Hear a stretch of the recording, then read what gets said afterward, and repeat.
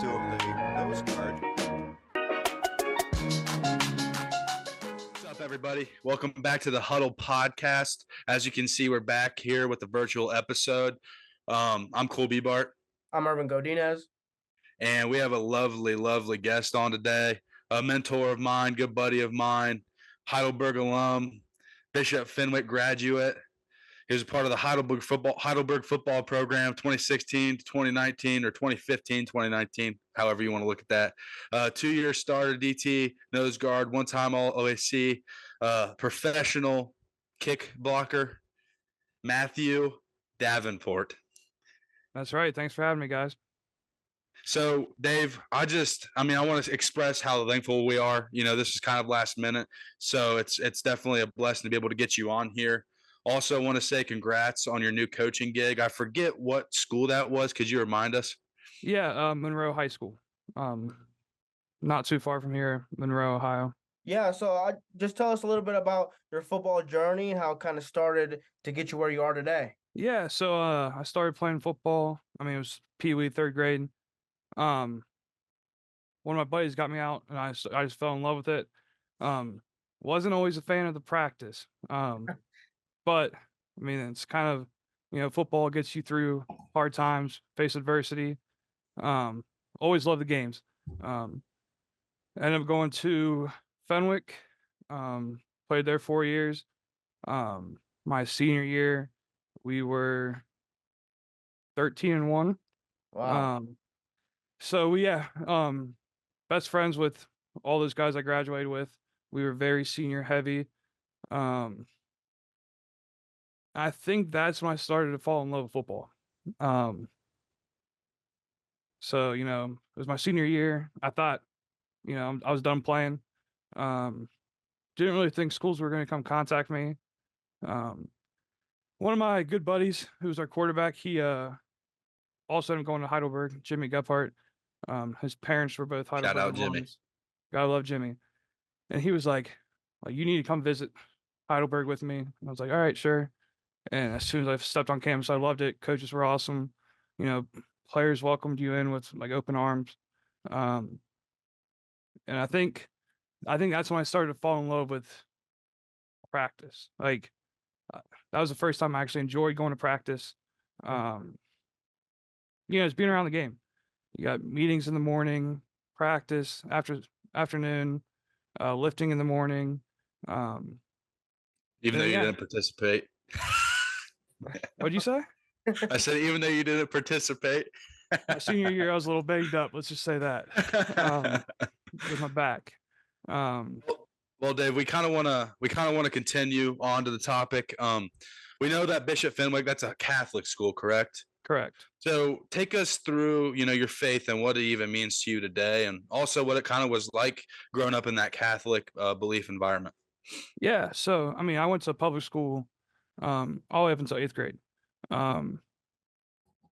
One day, my mom actually approached me like, if you go, it's a rival now, school called Baden, where she went to, you get a free iPad. I was like, okay, I'll go shadow there. Like I didn't think Catholic schools was an option, right? And then she's like, any other Catholic schools you want to shadow? I was like, I knew a couple people going to Fenwick. I was like, I want to shadow Fenwick. She's like, all right. And I thought she wanted me to go to Baden all along, but when I said I wanted to go to Fenwick, she was never been more happy. She was happy I decided Fenwick. But yeah, so I mean, going there is a lot different. But that's where I really started to develop my faith, right? Religion class, every other day. That's carried on, like even in college. Still made it to church on Sundays. And now it's kind of passing on those faith beliefs when I was at Fenwick coaching both football and baseball the last 4 years. Coaching at a Catholic school is a little bit different, right? You coach football. I mean, you're there to develop young men, but you also get to add the faith part, which kind of what I like to do. So, can you tell us a little bit about your time at Heidelberg and maybe some of your favorite moments or memories while you were there? Yeah, definitely.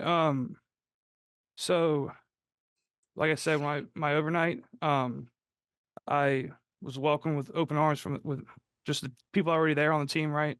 Um, and I'll admit, going into Heidelberg, I thought maybe it was like a 1-year deal. Like I didn't know if I was, college football is a job.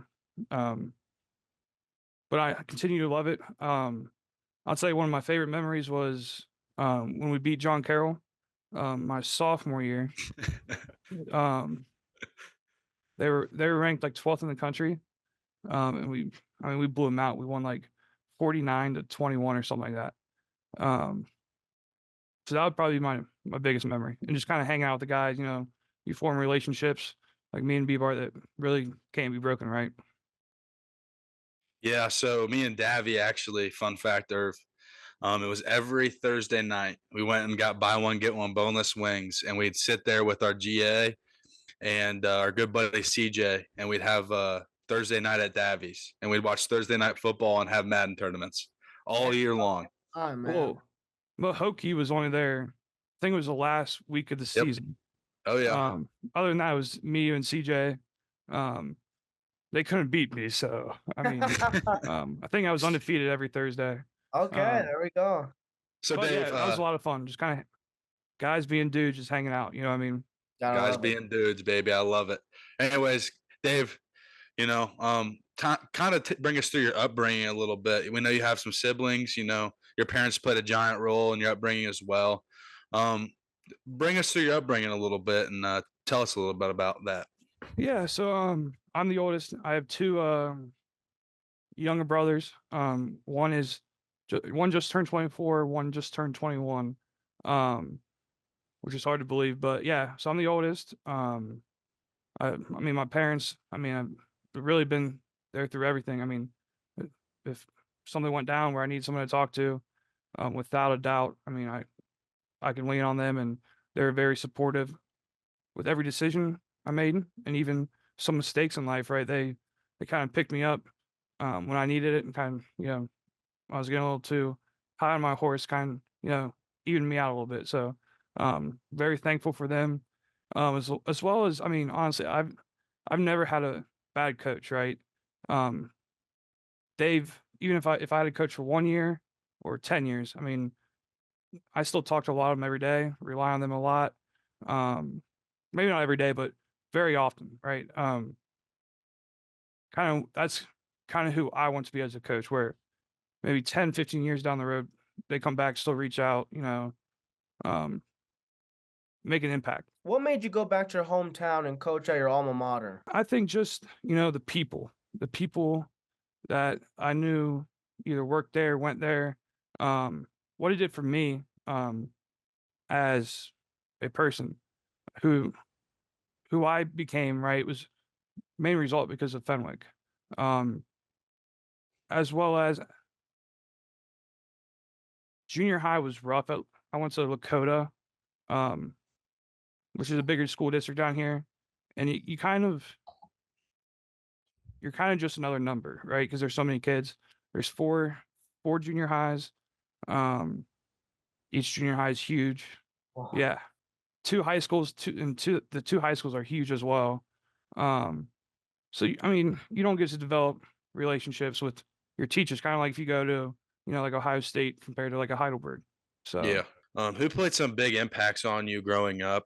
Any coaches, friends, etc. We kind of just want to point them out, highlight them, give them some thanks, and also, hear a little bit about, some of these people and how they affected your life. yeah, so I would say definitely my high school head coach, right, for football. He came in my sophomore year, right away. I mean, it was like everybody knew him for 15 years. It's funny, I still talk to him all the time, and even more recently, because I'm actually going to be coaching with him this year at Monroe. It was kind of weird. He's a Monroe grad. Monroe and Fenwick used to be big rivals, right? So when he took over Fenwick, he made that game a big deal. Yeah. He was at Monroe last year. So it's kind of weird being on opposite sidelines of him. But we still had like fun before the game, talking. But but being able to work with him, I think, is very cool, in my opinion. Because I remember after our last game telling people, I hope he's the head coach at Fenwick still. My kids could play for him. So I think that's very cool and very, I'm very excited for it. Another person that I would say my head baseball coach for my head high school baseball coach. We were very similar. I mean, we have um, both our families are from Hamilton, went to Baden. So we had a good connection with that. Because like I said, Baden's one of our big rivals now at Fenwick. And just he kind of got where I came from with, you know, not liking that school and, and just talking me through life, right? Yeah. He was a big reason why I went into teaching. He was a teacher at Lakota East, one of the high schools. He told me how much he loved it and how he enjoyed work every day. It was something new, and so that was a big reason why I got into teaching. Of course, Coach Donaldson, right? Yeah, absolutely. His first year as head coach was my freshman year, and he's just a guy that no matter how much trouble you're in or how successful you are, like he's always going to be there for you and support you, back you up, right? Either tell you what you need to get fixed or tell you like keep going, keep being more successful. So I still talk to him a lot. It's usually about the Bengals beating the Bills, but yeah, I bring that up a lot. Actually, more recently, Coach Mahokey, our GA, I talk Yeah. to him probably on the phone, actually, probably 4 times a week. We just call, just hang out, talk about his girl situations. But yeah, no, he's one of very influential. Shout out, fam. Yep. So you just mentioned a few of those people that really made an impact on your life. So what are your goals and just kind of the way you want to impact other athletes and student athletes as a coach? Because you just listed off a way everyone impacted you in a very healthy and a positive way. So what are you just kind of hoping to gain off of that and impact others? Yeah. So I mean, not only with coaching, but with teaching as well, right? I teach social studies and government. That is, I want to make them a great citizen, great person, right? Absolutely. Yeah, with football and coaching baseball, like you're developing young men um, to be the best person first who they can be. Wins and losses, I mean, that's just extra, you know, extra Fuel to the icing on the fire. cake. Yeah. Yeah. But just developing them to a great person, you know, someone that they can rely on. Because I mean, we were all young ones. Sometimes we need people to rely on. For sure. We don't have everything figured out. And I want to build a connection with them that will last, kind of like the coaches I named off, last a long time, where they can come back, and Absolutely. 20 years down the road, if they still need something, I'm there. For sure. What is one big motto that you form and live your life by? Good, better, best. Never let it rest until your good is better and your better is best. That's nice. I think, I mean, actually, so the head coach that is now at Monroe, right? He's Yeah. at Fenwick. And every Thursday after our walkthrough, that's what we broke it down to, because no matter how good you played last week, right? Or you practiced that day, you can always get better at something. Exactly. Yeah. So never stop working at being a better person, player, Absolutely, dude. And I mean, even when I just got done reading a book by Arnold, and it was called The 7 Rules of Life. And in this book, it talks about breaking the mirror. And basically, what he's saying is like look to other people and how they're living their life, and rather than continue to look at yourself and admiring yourself. And then he talks about how you have one mouth and 2 ears, and the reason why you have one mouth is so you can talk less and listen more. And Yep. dude, it's so true. And it correlates to life so heavy. And I think that I'm definitely blessed because since I've graduated school, I've had the opportunity to read from many sports or fitness icons, like Right. Coach K.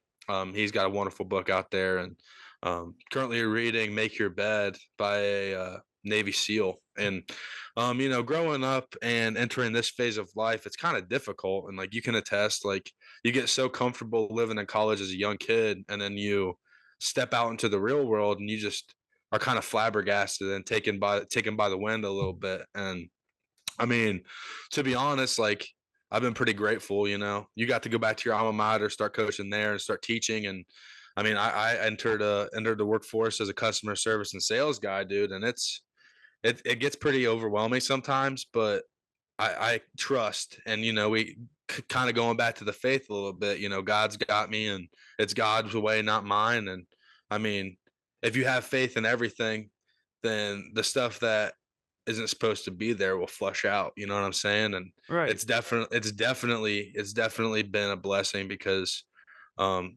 as I enter a bunch of different seasons of life, I'm taking it more or less like I trust you, guide me. You know what I mean? Yeah. Right. And it's definitely been a blessing because coming out of school, I was confused. I didn't know what to do, and now I'm here doing this podcast with Irv, dude, and it's nice because I get to rekindle with some of my guys. We have Teddy Tate on here. Yeah. We've I saw that. had Trey. We've had Black. some of my guys from home in the studio. And honestly, I wish we could have got you in there. You would have loved it. But Yeah. Definitely. dude, it's been a blessing.